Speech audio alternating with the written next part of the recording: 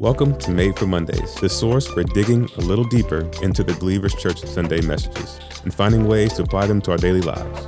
Together, let's take a deeper look and find a way to bring Mondays back to life. Hey everybody, welcome to the pod. My name's Heather, and who's joining me today? Hello, my name is Doug. Dougie. Hey, Doug. How's it going? Hey, Adrian is here. Joe here.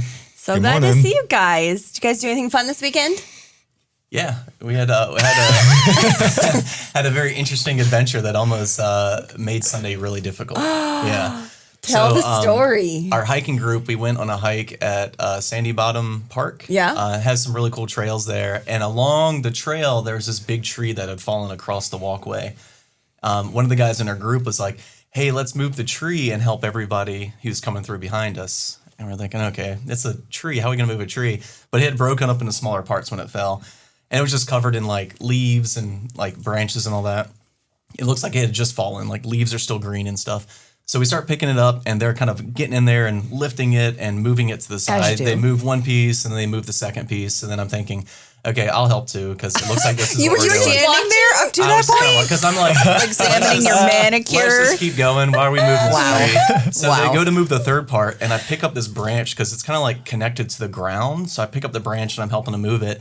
And then the guy who started it was like, oh no, this is covered in poison ivy. And the whole tree was covered in poison ivy. And at that point, we're all like, oh, we put it down as quick as we can.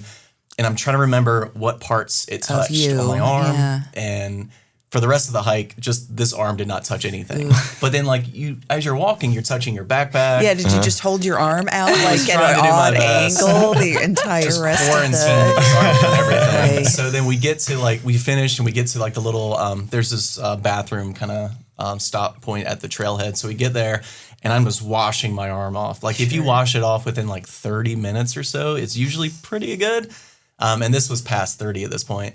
So I'm washing off my hands, get in the car, I'm driving home, and I'm like, I just got to get home and take a shower as quick as possible. Got home, took a shower, and then for the rest of Saturday, everything that started itching, I was like, is this it? Yeah. Is this the beginning? Oh no. And I looked up online, they say it usually takes like 12 to 48 hours to start showing up if you have it. And I just knew I'm going to wake up tomorrow and I'll just be covered in poison ivy. Yeah. And it's going to make Sunday very fun. Oh my God. That would have been wild. I did. I woke up and everything was okay. So Praise God. praise But God. we're not quite at you're the not 48 out hour of one. the- No, You're not out of the woods. Not out, literally. Nice. Dad joke. Lots of prayers for the next handful of hours. Oh my gosh. So pretty wild. When you were first telling the story, I thought you were going to say you went to grab that stick and it was like a snake or something. no, we That's did what see a I was couple snakes. anticipating. Yeah. Yeah, I would have rather it been a snake Oh, yeah. Oh, yeah, than the for fear sure. of poison ivy. We all agree on that one. Yes. Like snake bite, I can figure that out. Maybe Nate would Poison agree. ivy. Yeah. Have you had Yikes. poison? Starting to venture into. Have you had What? poison oak or ivy before? I've had poison ivy when I was a kid. My mom is super allergic though. When she gets poison ivy, it's like it Well, my spreads understanding everywhere. is after you've gotten it, you are more sensitive and become more sensitive to it as you continue to be exposed to It it. would make sense. I haven't had it in years though, so I really don't know. So every time I encounter it, it's like a. Did any This could of be the the one. other fellas have a situation? So it seems like the one guy that I know was kind of touching it the most. He's good. Okay. I haven't heard from the other guy yet. Are we sure it was poison Did you ivy? play hide and seek after you As soon as hiked? the guy said, "Hey, this is poison ivy," I looked at it and I was like, "Oh yeah, That's that is definitely. poison ivy." But it was such a good moment, right? So afterwards, I'm thinking about, I was like, "This was actually amazing," because like I experienced this really important lesson on an easy hike. If this would have happened on like a 3-day trip or a 4-day trip or whatever, could you imagine like the first day encountering poison ivy like that and just knowing for the next 4 or 5 days it's going to be miserable? Oh, I thought So- your lesson was going to be, I should have just stayed not helping. No, my lesson. Lesser of the lessons. Right. The lesson is always look at every single leaf and ask yourself, yeah. should I touch that leaf? Should I touch that? Should I not touch that leaf? Should I touch that is it's a good lesson. filter for anything. Really. So we tell our kids like leaves of 3, let them be, and that's such an easy way of just like if it has 3 leaves, just err on the side of caution. So my kids thought it'd be funny to take it further and say, So yeah, leaves a 3, let it be. Leaves a 4, touch it. I'm like, no, even if it has 4 leaves, don't touch it. Like, just assume everything's dangerous. Don't touch anything in woods. Oh, man. Oh, well, I'm glad That was that an so far adventure. you're okay. Yeah, it was amazing. That It was a really a good wild weekend. ride. Thank Yeah. you for that retelling. You are quite gifted. Yes, it was very fun. I was supposed to be in Minnesota this last weekend, but travel things went a little sideways. So I'm going to try that again at the end of this week. Quick trip to see my dad.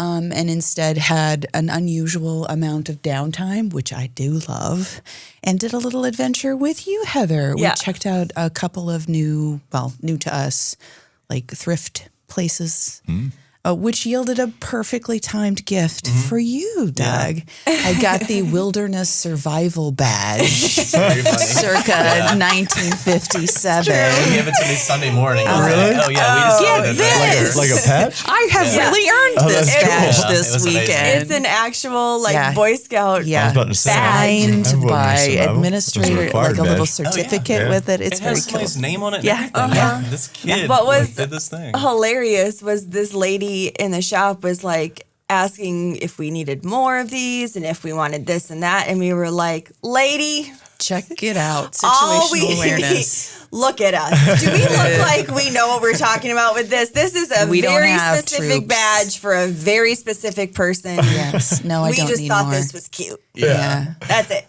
Do you want a vest to go with it? Like, you know, Oh man. Yeah, that was That fun. was it. That was Any rides on Scooty? Any updates? Has weather, he entered it's another too state? hot. Okay. It's too hot. I just don't want to. I want to be in my bed watching shows right now, and that's pretty much Okay. Fair enough. it. Sorry to disappoint you. Yeah. Okay. Maybe next week. Scooty update. I should just bring Scooty so you can take her. Oh, for that'd a be ride. cool. Would you oh, like dude, that? yeah. Right here. Right here, back and forth. everybody can see Scooty. He's talking about riding Scooty in the studio, guys. I don't think that's a good idea. Not We gonna gotta do work. like laps around the building. Like every once in a while, this guy from Layer 9 rides his one wheel around. Yeah, the building. that's true. And it looks super fun. Does it? Yes. Like every time he does it, I try to run out there and catch him. So I was like, can I ride your one wheel? But Yeah. no, One it's wheel. missing. What is it? Like a Segway? Or like No, a unicycle? it's just it's one wheel Yeah. that he stands on. It's like a roller. It's got like it's like a pivot board skateboard. Oh, thing, yeah. So you lean and it's a gyroscope in there, so you Huge can't fall off. danger, Yeah, I know, danger, right? danger, Oh, wow. danger. It goes real How's fast, his teeth? dude. Did he have any teeth? If you listen to this podcast, One Wheel Guy, bring it on over. We'll ride. This weekend. Yeah, and this weekend was a nice and relaxing weekend. Again, I had stuff to do outside at my house, and I'm not doing it until it's yeah. a little September, bit a fraction mid-September, cooler, yeah. right? So we just hung out. It was a good weekend, but I guess the only thing notable is I took Easton to see like his first big boy movie. We went and saw Fantastic Four. oh, and it yes. was last week. I gave semi-okay review on Superman. Doug, you missed that one. Did you? But look, I'm here to say Fantastic Four was awesome. Okay. Yeah, it was a really good movie. Yeah. Okay. I think Yeah. when describing Fantastic Four as awesome, you're supposed to say it's fantastic. I was Oh, yeah. waiting. I was waiting for like a. missed that I mean, one. It's a Fantastic 4 out of 5. Or something Oh, like I that. missed yeah, it. you can't say missed it. Fantastic Four was awesome. Dang, Corey, can we run that back? Start Fix over. that in post, would you please?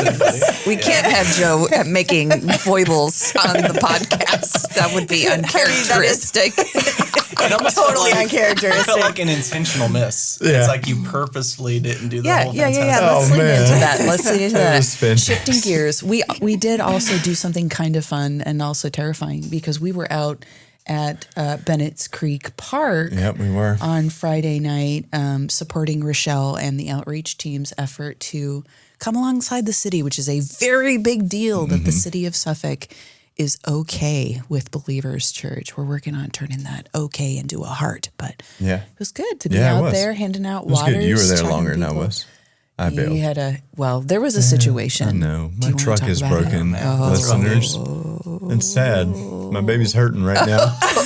And Jeepers. It sounds like a country Ever there was a song. country boy talking about his Yeah, truck. wearing his Cowboys My truck is uniform, broken. talking about his truck. I mean, and his I'm waiting girlfriend. for a call any minute to see what's wrong. Yeah. So if Joe Sad. bails for the That would pod, be such a good country song. Like you start singing, like, "Yeah, my baby's hurting right now. I'm waiting for a call in a minute." And then you get into like it's a Ford or something. It's a truck. I hop into the truck and she's all fixed and brand new. Yeah. Oh my God. I wager to suspect that's already been done. Oh, it had like 1,000 times. Okay, we'll put that in the show notes. I do love that truck and hope it's fixed soon. Have you given her a name? No, I guess I don't love her that much. Do you name your cars? No. Oh, you don't? No, but I'm inspired by little Steven and Scooty. Well, and Potato Blanket. Do you name your of course. cars? No, our van. What would is your just van the be called? Oh, but so so I call my cat Kitty Cat. I'm my cat surprised has a you name, but I call it Cat. So like, You should call your dog Peach, though. We do. My dog, we love our dog. Our dog is like one You of our don't children. love the cat. I see. Wow. My cat, we have like a weird relationship. A lot me of and my sharing. cat. A lot of sharing. Yeah, so Just a reminder, I don't name what is vehicles. discussed at B group stays at B group. Only this B group is quite public. My cat's like a gutter cat, so it does its own thing. It just lives its own life. Yeah. But I would name our van. I think so. We'll get That would on be it. fun. Yeah. What would you name it? Vance. You did name the van. You've just been waiting to say that. I was like, okay, now's the time to say it. Here we go. If Jamie was here, he would have the silent hee-hees for the next 15 minutes. Instead, the rest of you are beside yourself. Yeah, Forever. that was locked and loaded. Doug, I was waiting for his years and vein waiting for is the question. popping Hey, out do of we name his vehicles? head. Today is the day. It's time. All of your dreams have come true. Oh, perfect. All right. On that note, We Bible don't need reading it. challenge. Yeah, Oh, let's right. get- okay. Yeah. Okay. We've been in Matthew still because it's like the longest book in the Bible. And some of Psalms, also longest book of the Bible, and Proverbs. Anything stand out to you this week? Yeah. Want to share? Just want to remind everybody that if you haven't downloaded the app, it is available for all operating systems, and you can access our reading plan from the app. There's a little toolbar at the bottom of the app, and you just click that little button, and it'll tell you where we're at. You can pick up right where you are. You don't have to go back and start over. So join us anytime. Yeah, Jump in. Can you show us real quick? I cannot. Thank you for that, Joe, little brother. We'll. Do you have a couple I'll get pictures you. of you doing I'll get. COVID? Oh yes, Okay. yes. Anywho, Middle child into Hey, the come so to the much rescue. helping. So much helping. So in Matthew, I am just always struck by the Bible showing us that Jesus needs time alone, that he goes off by himself to grieve, to reconnect, and I just love to be reminded that even Jesus, who is God, takes time to remove everything from the equation, but talking with his Father and just remembering that everything can be a distraction. Everything, Even good things. even good things. Yep. Yeah, so good. I was in Matthew as well. Yesterday, I believe, was Matthew 18. A lot of stuff in there that we cover quite often here at Believers too. But something stood out to me that I hadn't, like a lens that I hadn't quite put on before. In verses 8 and 9, like we're talking about your hand or your foot causing sin, then cut it off. And we've read about that. And even your eye, gouge it out. It's better to have one hand in heaven than two, in hell. And the footnote is what stood out to me in my study Bible. And next time I'm going to bring that study Bible because I'm getting joked on because I took a picture of the study notes. But it covers some things that I've heard before in regards to like the stumbling blocks that can cause us to be tempted and veer away from Jesus. And for the individual, it means any relationship, practice, or activity that leads to sin should be stopped. And Jesus says it would be better to go to heaven with one hand than to hell with both. But up here it says, for the church, it means that any person, program, or teaching that threatens spiritual growth must be removed. And like that was the first time I've heard that, a little bit away from the individual, and also how that scripture pertains to the church. And like, I don't know, we're in a season where we're trying new things and we're making changes, and that's so exciting. But to remember that, the ultimate goal of anything that we try is for growth and leading people to Jesus. And that's what stood out to me today. That's cool. Yeah. And yeah, I love that part, man. So I was reading it too. And in the beginning of that, he's talking about these kids, right? So he says, so at that time, the disciples came to Jesus and asked, who then is the greatest in the kingdom of heaven? Which is it's a question they ask all the time, I feel like. Who's the greatest? And Just checking in. Yeah. Hey, is it me? I hope I'm the greatest, right?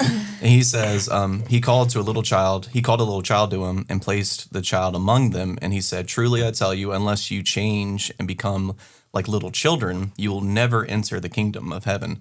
Therefore, whoever takes the lowly position of this child is the greatest in the kingdom of heaven. And whoever welcomes one such child in my name welcomes me. So it's really cool, man. And then after that, he says, like, and if anybody causes one of these kids to stumble, like, that's not okay. Don't do that. Right. And I love that because he's like the initial question, like, who's the most important? And then Jesus says, I mean, it's the wrong question. The right question is, how can I become childlike? And that's a really good question. Yeah. And it's really cool because it connects with the other reading, Psalm 73. Yeah. So in Psalm 73, it starts by saying, so he says, surely God is good to Israel, but those who are pure in heart, or to those who are pure in heart. But as for me, my feet had almost slipped. I had nearly lost my foothold, for I envied the arrogant when I saw the prosperity of the wicked. They have no struggles. Their bodies are healthy and strong. They are free from common human burdens, and they are not plagued by human ills. But therefore, their pride is their necklace. They clothe themselves with violence. So the writer is saying, like, I almost slipped.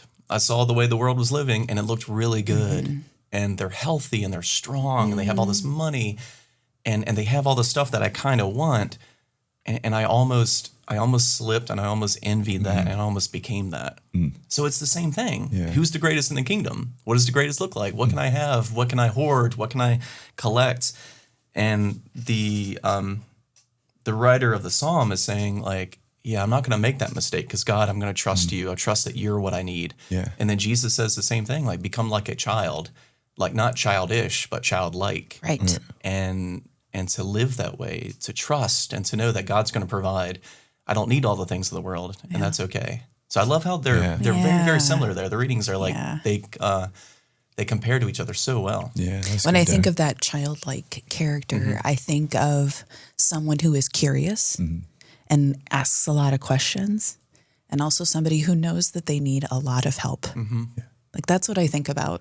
Anything else ring true for you as you think about, like, this childlike character that God calls us to, or Jesus calls us to be? Like a dependency on Jesus, like my kids are dependent on me right now. Yeah, that's thinking good. about Easton and Nora. Yeah. How can you be more like Nora? Or right. Oh boy. Sassy. Oh, that's a whole nother podcast. Yeah. Yeah, I think, that's so true. Like, just feeling that, like, when you're real little, like, you want to be with your parents, like, all the time, too, I think is a thing. So back to, like, what you were saying of just, like, Jesus' desire to be with his Father. And, our calling us to be just our connection point, being connected to our parents and we just have that longing for that kind of space. Yeah. Yeah, I love it. So, like, when I was leaving for work today, my daughter Annabelle had just woke up. She's in that stage in life where she's sleeping in. She's like a teenager, right?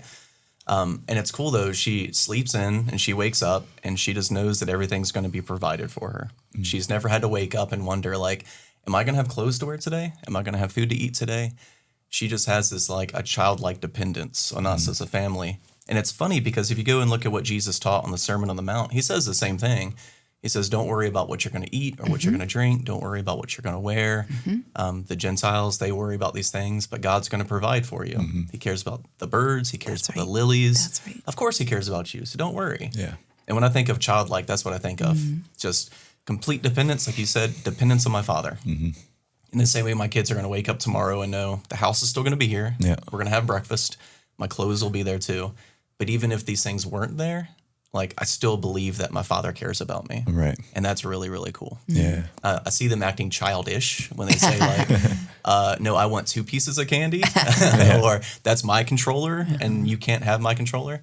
So when they start getting selfish and it's like, no, this is mine, but the childlike, it's like, no, he's providing. And even if it's not there, I'm okay with that. Yeah. Yeah, That's that's good. nice.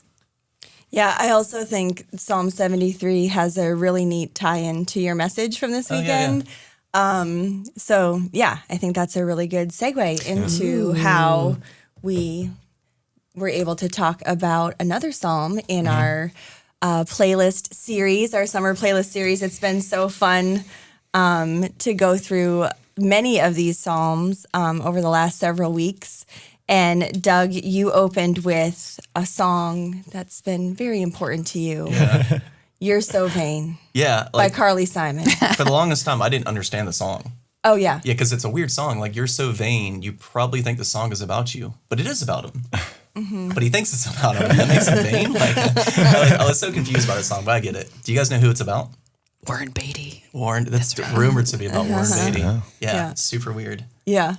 I love that song. It reminds me of the movie with it's Kate Goldie Hawn's daughter. I forget her name. And Mike oh gosh, now I'm forgetting their names. But she's like a publicist and he's a diamond salesman or also like some sort of a publicist and they're trying to get together. And she's like running a scheme on him. It's such a great movie. I'm going to have to look it up. But is it Matthew McConaughey? Is yes, it when Matthew they McConaughey. like she was Fool's like Gold. Nope. no, I'm They're in gonna, this- I'm How to gonna Lose a Guy in date 10 you. Minutes. Yes, that's it. What did you say? How to Lose a Guy in 10 Yeah. days. Joe, Yeah. Yeah. you have- Joey, Oh, boy. I Big fan of Rom-com rom-com. queen, Rom-com guy. right over here, Right right over over here, here. right over here, right over here, Yep. right over here, I right feel over like here. That's you the baited guy. me into that. You knew the answer Cowboys the whole time. and rom-coms. More giggles, more love. Yes, please. They are great movies, though. Shopping I think montage. rom-coms Yes. relate to Manicure everybody. montage. Yes, but that is the song that she like sings Oh, to that's him. It's so funny. There's a whole scene about that. It's hilarious. But anyway, if someone wrote a song about you guys, what would it be called? Oh, man. Yeah. And what would the first line be? Well, I asked ChatGPT. Of course good you did. And play. you know what's funny is all I did was ask, "Hey, can you write a song about me and give me the first couple of lines?" And here's what it came up with, and I think it's because, and it No, kind of don't told explain. No, me. don't say what you Just think tell it's because. us. Just tell us the answer All right, first. all right. The title's called "Ain't Built to Walk Away." I patched up broken fences, stood through every storm, held the line for folks I love, even when my hands were worn. They say some hearts are restless, always chasing down the mind, but mine was made for staying through the thick and back again.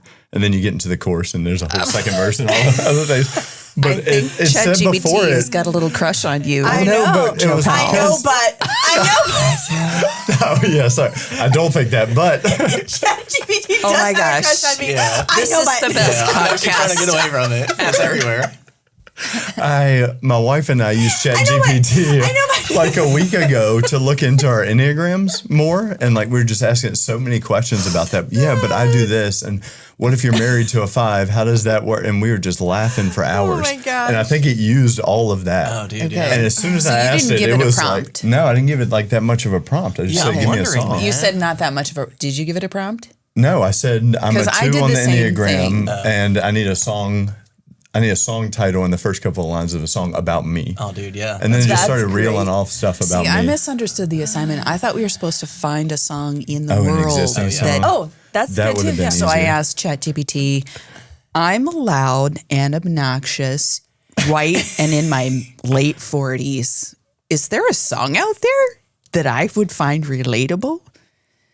And it was like, the classic lady anthems. Girls There's- just want to have fun. Yes, that did make the list. All right. But here's the one I chose. What Was I Made For by Billie Eilish. The first line is, I used to float. Now I just fall down. It's true. It's true.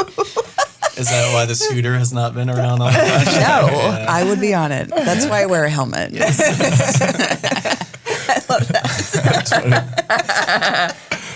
That's funny. Anybody else? Did anybody else do their homework? So I was really thinking about songs that I've liked my whole life, and I think it's because I kind of resonate with them, and it's almost like they're about me. Actually, I preached on one of them. It's "In the Garage" by Weezer. Yeah. It's a song that growing up like really connected with me, kind of being an introvert, but kind of not wanting to be an introvert.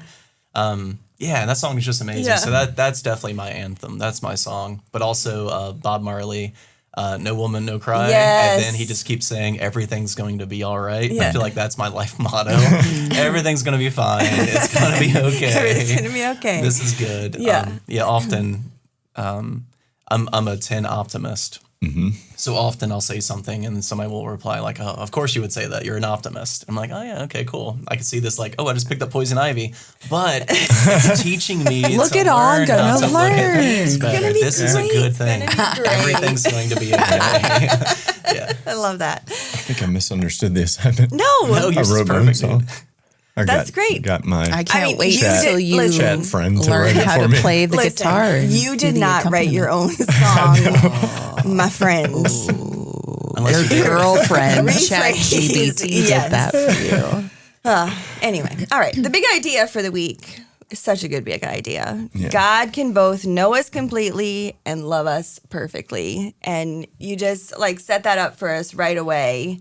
And it was just so good to have that kind of ruminating throughout your whole message.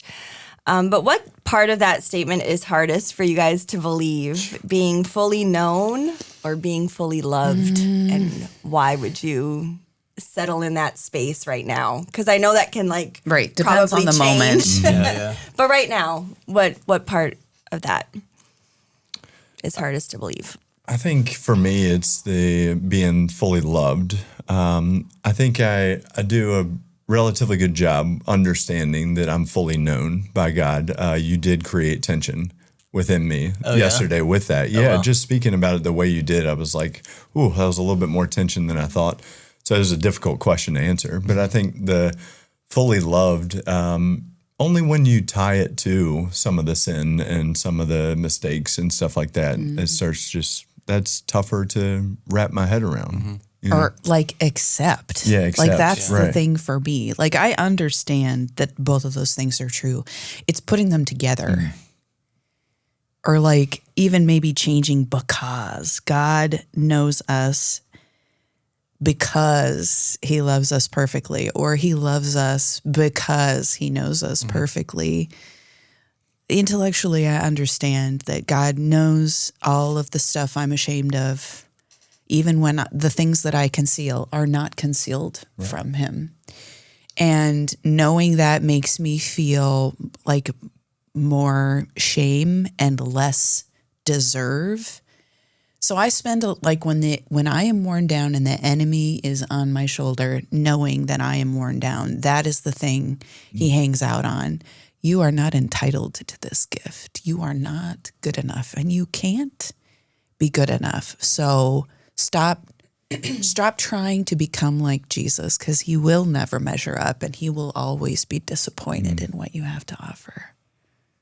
Yeah.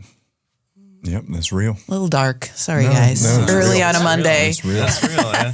And it's the same for me. It's that idea of being perfectly loved. Like in that book, Practicing the Way, John Mark Comer says, the prize for following Jesus is Jesus. And that's such an important thing for me to remember, because I often do the whole performance thing. Like I'm following Jesus, so I need to do these things to prove to him that I'm worthy to be his follower. Like I'm worthy to be your disciple, Rabbi. And man, it's I read like when Peter like stumbles and puts his foot in his mouth. I'm like, oh yeah, man. Which time? I can relate to that, man. I do that all the time. And I'm always thinking like, man, if only I could do better, maybe Jesus would allow me to be the greatest in the kingdom. And man, it's such a trap, right? Yeah. It's a trap. Well, Star Wars thing. But yeah, man, it is. And it's such a failing. But to understand like, man, no, the prize of following Jesus is Jesus. It's not performance, and it's not like some perfect, comfortable life. It's just a relationship. That's so important for me to remember. And it's helpful in that. Yeah. Yeah, it's a struggle. Yeah. Yeah, I think for me it's the knowing. Probably that has to do with my very not wanting to be vulnerable ever. Tell us more about that. So yeah, I think I can really sit in like the love space and being loved perfectly. I think that that's not something that I struggle with as much. And I don't think I sit in like a tension of performance as much either in that, but just like vulnerable, knowing the hiding piece that you talked about. Yeah. That resonates with me a ton. And yeah, that's kind of that's the tension point for me. Not in the knowing versus loving, but the like hiding and knowing. Yeah. Oof. Yeah, that got me. So yeah, like when you were talking about how it's almost instinctual to hide, that super resonated. So where do you think that comes from? Like when did you first find yourself tempted to hide? Oh yeah. I mean, I think it ultimately, like it comes from the garden, right? Mm-hmm. Oh, totally. Yeah. 'Cause Yeah. what's the first thing they do, right? I mean, that's Right. garden. Yeah. That goes all the way back to the way back. Yeah. Yeah. Like I think I might be wrong with this, but I think the first question God asks humanity is, "Where are you?" Where are you? Like, you were here with me, but where'd you go? Yep. Because you're hiding instinctively. Like, I didn't teach you how to do this. Yeah. The serpent taught you how to do this, right? Where are you at? Yeah, it is. It's just, I think for me, it's like independence. If I can hide, I can be alone. I can do this myself. I can handle this myself. I don't need any help. Right. It's that feeling of isolation and being okay with that and being happy about that. Yeah, isn't that interesting? Like that's a difference too. Like alone, isolated is very different than Jesus alone with his Father. Yeah, solitude and isolation are polar opposites. It's all about intent, right? Yeah. If I'm running away from my problems, that's isolation. If I'm embracing, isolation. Oh yeah, solitude's the other one. If I'm like pulling away so that I can spend time in community with God, so that I can bring that back to the community with people, that's solitude. That's really good. Yeah. Yeah, I think for me, one of the things around this question that can be obvious is like the shame part. And I think that's what we're talking about in the gardening as well. But to go a little bit beyond that, yesterday, I can't stop thinking about one word you used when you were talking about this, and that's comfort. Oh, yeah. And it is like, it's so ironic that the amount of comfort we feel when we're that close to God to be fully known, but there's something comfortable about the hiding. And I think that points back to the independence piece, like that's comfortable to be over here by myself trying to handle it and away from all the other things that could influence what's going on in my it's life. about Like control. I'm just, control. And now I'm over here. I am controlling this. If I'm in a bubble under my bed or, in the car and I've turned off my GPS, nobody knows, nobody has access. I am in control of everything that is happening here. It is a retreat from God. I think of like Jesus pursuing God away from his group. And I think that's more like a reflection of just going deeper. He's got this core group, but he needs the center. So he's just going in more. But when we hide, we retreat from God. We retreat from our inner circle. We retreat from everything except what is within us. Yeah. And that is the breeding ground for what the enemy can do. Interesting, though, I was doing a little bit of Googling on this last night and stumbled upon a word, unfamiliarity. If you don't know that God is available to you to go into him, what are you going to do when you're in a bad place, you're surrounded by your family, but you can't get what you need from that? Then yes, you flee from everything. Yeah. So if you don't know that you have access to the God of the universe, then retreat from everything in your life that is causing you pain is a natural response. Right. And Adrian, you talking about that being a breeding ground for the enemy. Like that's funny too, because how quickly can comfortability become pretty uncomfortable in those spaces when you are hiding. Yeah. And it's weird how like Adam and Eve, I mean, they did this right, and they were created and they were very innocent. I mean, imagine being like just made aware of God suddenly. You know nothing of God, really. You haven't really been following him for years and years and years. All this is kind of fresh and new to you. That kind of naive sense where I'm learning, kind of like what you said, the unfamiliarity. Did I say that right? You did a good job. Thank you. That's a fun word to say. Yeah, it could be really tough as you're learning and trusting and almost like testing in a sense. God, I'm going to test you with this. I'm going to do this and test you. Are you going to be there for me on the other side of this? It's like a kid. Kids do that all the time. They test their parents. They push boundaries. Are you going to be there? Are you going to provide? And I could see Adam and Eve doing the same thing and just like not really sure what to do. I often think of them in such a negative light. Like, how dare they? We could have had it so nice if we were still in the garden. But like, yeah, if they're like children, yeah, I mean, what else were they going to do?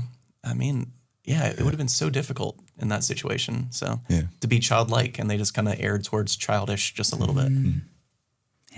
Yeah, that just what you were saying goes back to even Psalm 73, which was our reading today from the Bible Challenge. And in verse 11, it says, "What does God even know?" They ask. Does the Most High even know what's happening? Look at these wicked people enjoying life of ease while their riches multiply. And if you read that in context, like what you were reading earlier, it's that questioning of like, yeah, does the Lord even know what's going on in this world or in my life or these things? And it's because we're like talking about, but he does know us. He does know us completely. And we have this, the enemy gives us this lie that we fall into that we can hide from that. And then we convince ourselves, like, does God even know what's going on here? Yeah. It's so weird. So I taught on the same passage like a couple months ago, and it was really tough writing a second message that isn't the same. We got out the window clings again. Oh, that's so funny. Yeah. And like the end is kind of similar. And I was hoping, I was like, man, I hope it's similar enough, but it's like different enough where it feels like something new. But that idea of, so David he's trying to set up God to be the perfect judge. God knows everything. And at the same time, he's trustworthy with that knowledge. So I can trust his guidance and his direction. So as David is kind of saying that, it's like, we could easily say, God, do you know everything? Like, do you know what's happening? Do you even care? And David is trying his best to set up that example of God as being that judge who knows, but he's also trustworthy with that knowledge.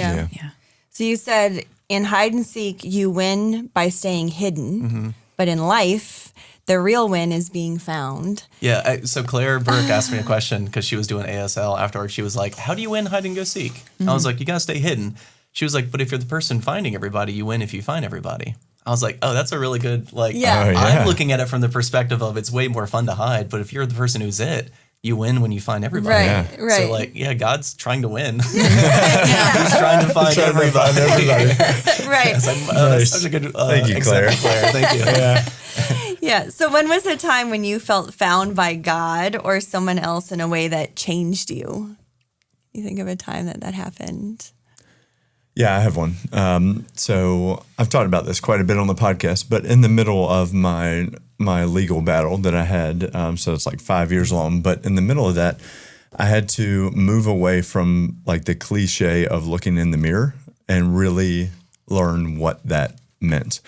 And at a time when everybody around me that I would have called friends turned their back, there was this moment where I thought, I'm going to reach out to this person because I have looked in the mirror, and went into that, and he accepted, and we met and had dinner, and it was fantastic. We're still friends to this day. The only person from that time in my life that I'm still friends with, all because of that conversation that night, but it was not the conversation that I expected.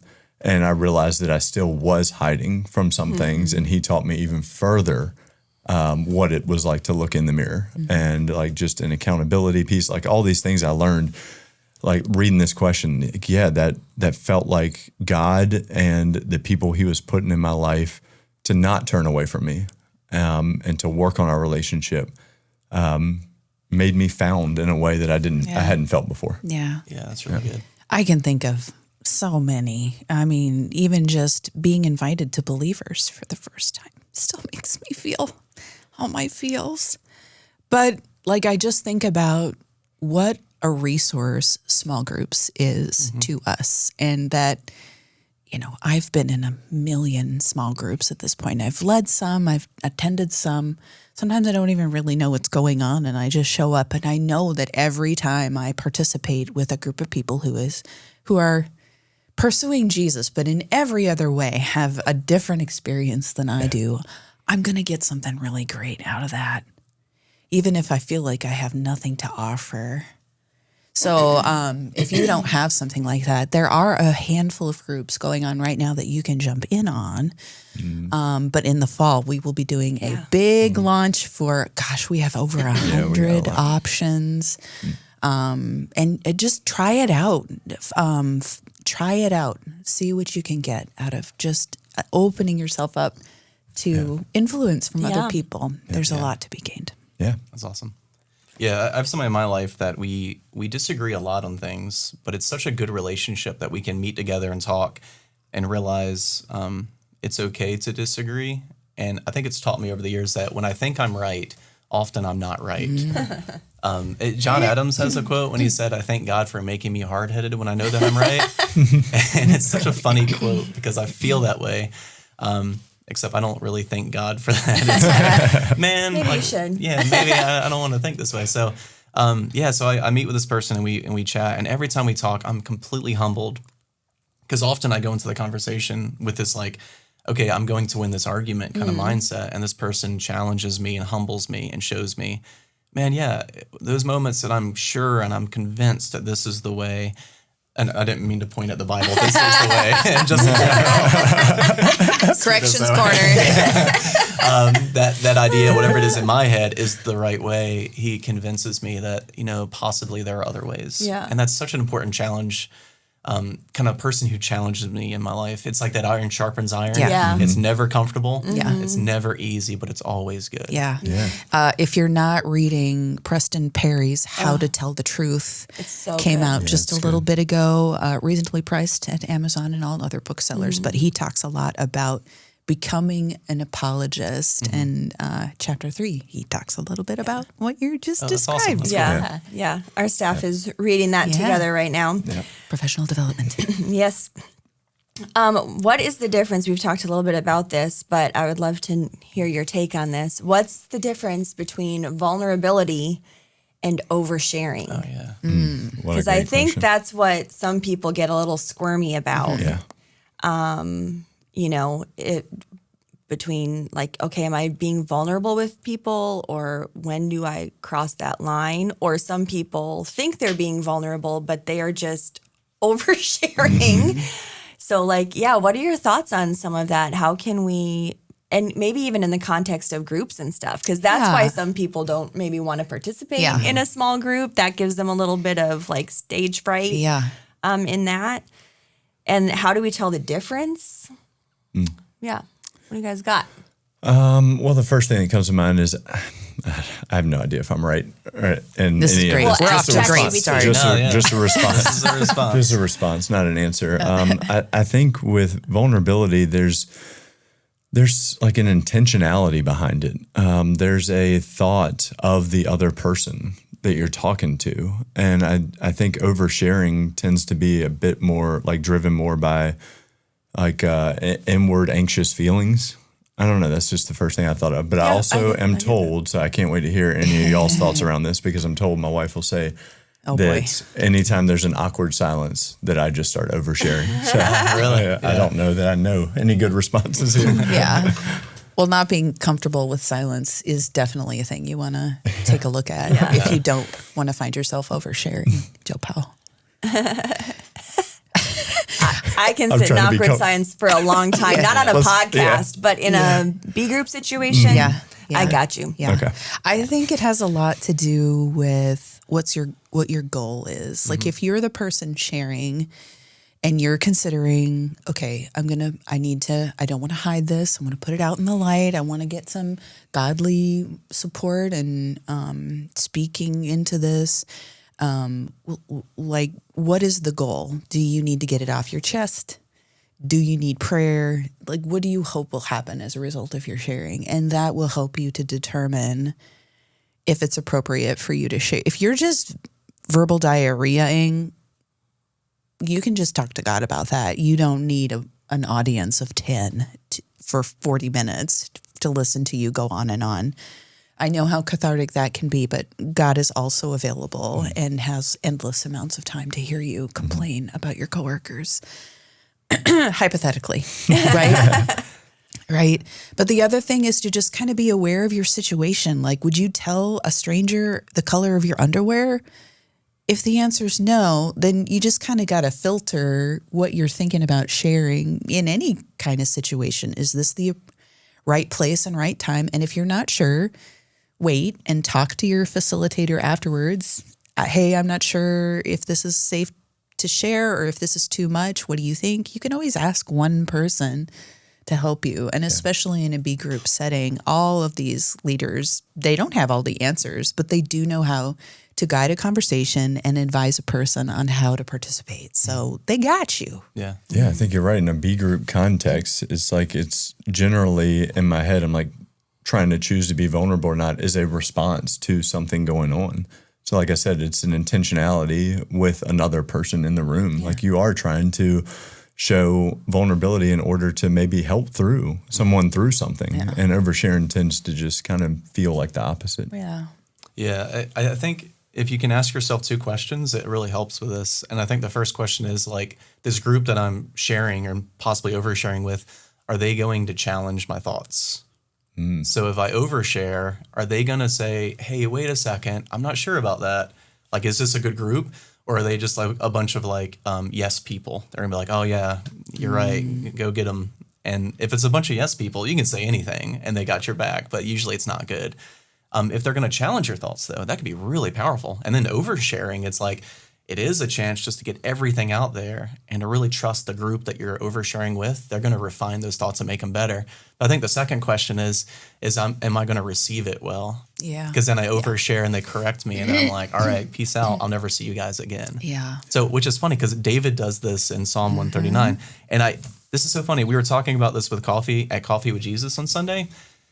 And Jim, he's one of the co-leaders in the group. He had such good insight into this. So David, he starts by doing all the stuff that I talked about on Sunday. God, you know everything about me. God, you're very close to me.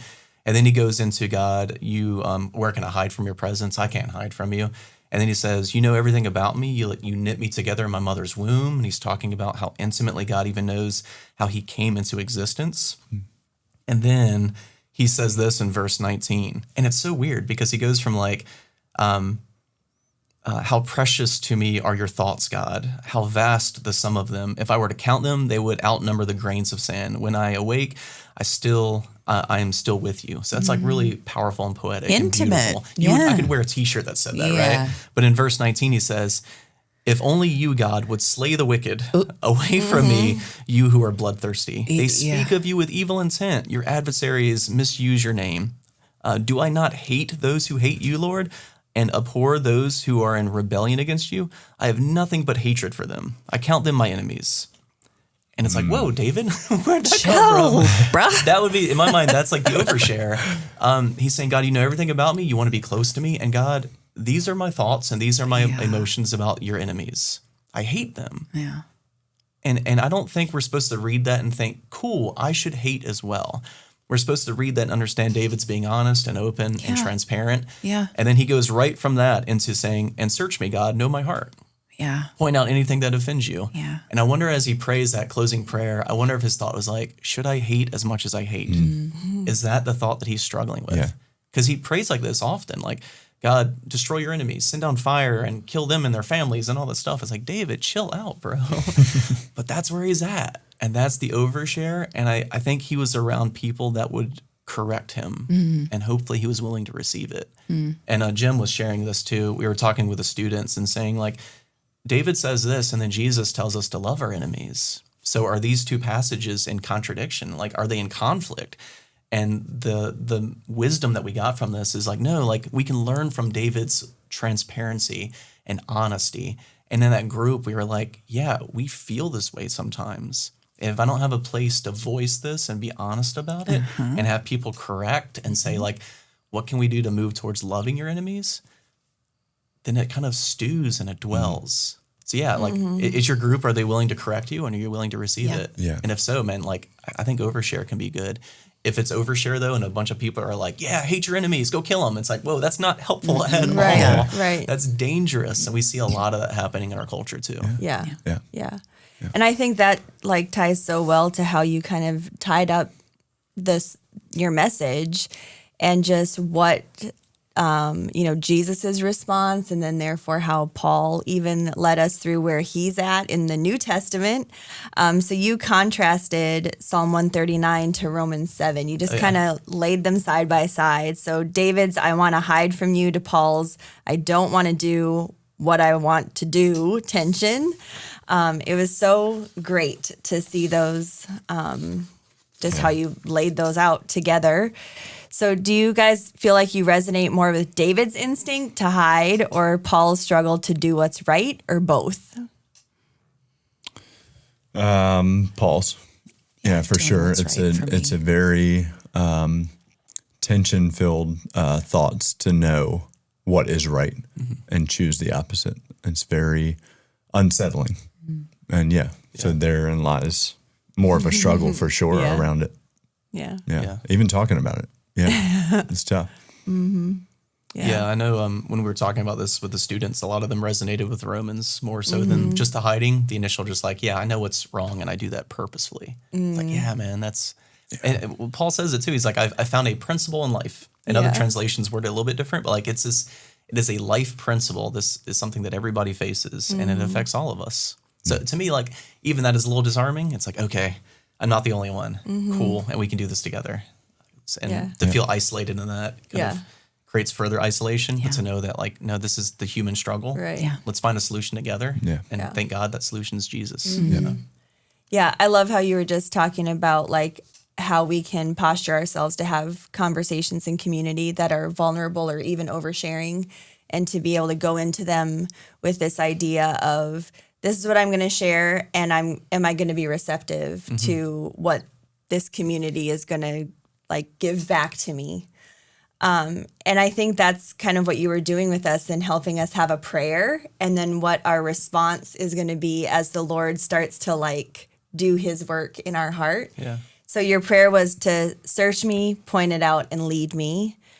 But then to like your encouragement was for us to be able to respond with, I will be open, I will listen, and I will follow. Yeah. Which is so good, because I think we can like pray all the prayers, right? But if we're like closed off to what the Lord's actually going to ask us to do in response, or if we're like seeking an answer, but if we're closed off to an answer that's all but the answer we want, then we're not going to find that growth. We're not going to be able to work toward that change. We're not going to be able to do Right, you're going to stay right where you're at. going to stay right there.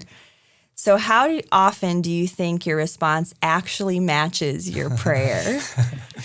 What's a way that we can close the gap? Yeah. I know that's a vulnerable question, but Oh man, I think the easy answer is not as often as I would like it to be. oh right, Yeah. It is. It's easy to pray. So easy to pray. It's so much more difficult to follow that prayer and to see it lived out. Or to be ready for the response to be, oh, I'm here with you, darling girl. I am here with you, but you have some steps to take to get where I'm asking you to go. Yeah. I was talking with a good friend on Sunday, and it was before I taught and everything. He was just saying this is what he's been doing lately. And he said he's purposely made space for Jesus in his life, like physically making space for him. So like if he's driving, he just imagines Jesus riding in the seat next to him kind of thing. And the physical, I guess, action around this is helping him to keep his mind set on like the accountability of it too. Like, would I get upset at somebody cutting me off if Jesus were sitting right next to me? Probably not. I would be like listening to the Bible. I'm listening to what you said, Jesus. Right. This is good, right? And I love that. Like, that's so cool. And it's funny. I think Francis Chan was talking about when we take communion, there's something that happens that we invite Jesus to be with us, right? And he says, like, and not just in a symbolic way, but like in a physical way. Act as if there's a seat next to you and you're taking communion and Jesus is sitting down next to you. And think about that and pray about that and do this in remembrance of him. And like, that's such a good way of thinking about things. So much more than just a what would Jesus do bracelet. But like do people remember that reference? Yeah. As I say that, I know it's a very 90s thing, right? But it is like to create space in him for your life, to know that he is that close and he is watching and he does want more for us. I love that. And I've been thinking about that since he shared that with me on Sunday. And how can I do that more in my life to create space, like literally space for Jesus in my life, just as that reminder that he is close. Yeah. Yeah. Yeah, I think it's how do we close the gap? I think it can be a job for our, what do we call it, the Remembrance Journal last week, Pastor Tyler taught on that. I think it's good here because you're talking about prayer and your response to God's response to your prayer, right? And that can be tough to kind of figure out and navigate through on its own. Is God not purposely not speaking to me right now in this? Is it a time of waiting? Is he speaking right now through someone else? And just writing that stuff down and going back to it can help you like navigate through it until you get maybe even an actual response and like a clear next step. I've absolutely heard God telling me this is my next step in this prayer. But this prayer was like 3 weeks ago, and here's how I got from. Here's how I closed the Or gap years between those ago. two. Right, Yeah. right. Yeah. Or you can't even see it when you're so far away from what happened. Somebody else has to point out. Right. Have you noticed this, and leading up to where you are right now? It's so valuable to reflect on where you've seen God showing up and to talk with other people about where they've seen God show up. So, like, my answer is just to be in community, to look for ways to connect with other people trying to do the thing that you are trying to do in becoming more like Jesus. Because you're going to get patience there, because we all know that we are all a mess and we all are not great communicators, and we all put ourselves as the priority and in the driver's seat and it's a perfect place for you to explore finding a better balance there.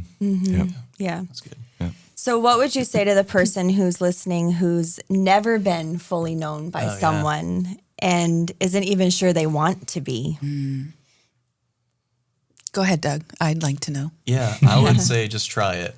Coming from someone who is an introvert, I'm very introverted. I would much rather just read a book in the woods somewhere for the rest of my life and be okay with that. Just try it. Try opening up, try sharing, and see what happens. And you got to make sure you have the right people, of course. Like we said earlier, like, Yeah, that's good. is this a person who's just going to be a yes person? Yes, you're good. Nothing needs to change. Is it someone who's going to challenge me, but to do so in a way that's kind and compassionate? Because you can err on the other side and move towards like way almost like judgment and condemnation and legalism. And the person's like, you need to tighten up or else you're going to lose God's love. So you got to find that balance and find that right person or that group of people. But to know that nobody's perfect. Like, you're going to share and you're going to get burned. Yeah. That's going to happen. Yeah. Yes. And that could cause us to avoid it completely. So to know that, to give grace, to give understanding, to try it out, to find the right avenue, that there really isn't like an easy, like 3-step kind of system. Yeah. But to find a group of people that you trust, that love you and love Jesus. Yeah. And just to start building towards that. Be childlike in those spaces, Yeah. curious and very aware that you need help. That's right. And I think like one of the easiest ways of doing that, it is like, so to what you're learning in your place of solitude, to bring it to your community. So in your place of solitude, if you are reading and praying, those are really good things for you, but somebody else needs that. So if you can share that with somebody else, you're going to challenge them, and then you're going to create a system where maybe they can share with you as well. And that's just a really good way to begin that. Yeah. So your solitude should bring blessing to your community, and then your community bring blessing to your solitude. And it's a good like ecosystem that works together. So great. Yeah, that's good. What I would say to someone that's never felt fully known and maybe heard the message or listened to this podcast and thinks like I'm going to explore that is if it feels too scary, if it feels too intimidating, then that's right. And that's okay. That's good, yeah. Right, that's okay. And to experience the fruit on the other side of that is all worth it. It's worth the feelings that you're feeling ahead of it, right? Knowing that it's not my comfort zone. It feels too vulnerable, too intimidating. That's okay. Yeah. Yeah. Yeah. That's good. Great. Well, that's all the time we've got for today. This was a good one. Psalm 139 reminds us that we don't need to be afraid and that being found is good, that hiding might feel safe, but healing starts when we open up. So this week, here's the challenge. Share what God is teaching you with someone. Ask someone what they're praying about right now. And above all, let your response match your prayer. So we'll see you next Sunday as Summer Playlist continues. We'll be on campus at 9 or 10:45. And of course, if you can't be here, you can always join us on our YouTube channel at 1 o'clock in the afternoon. Until then, go be love, friends.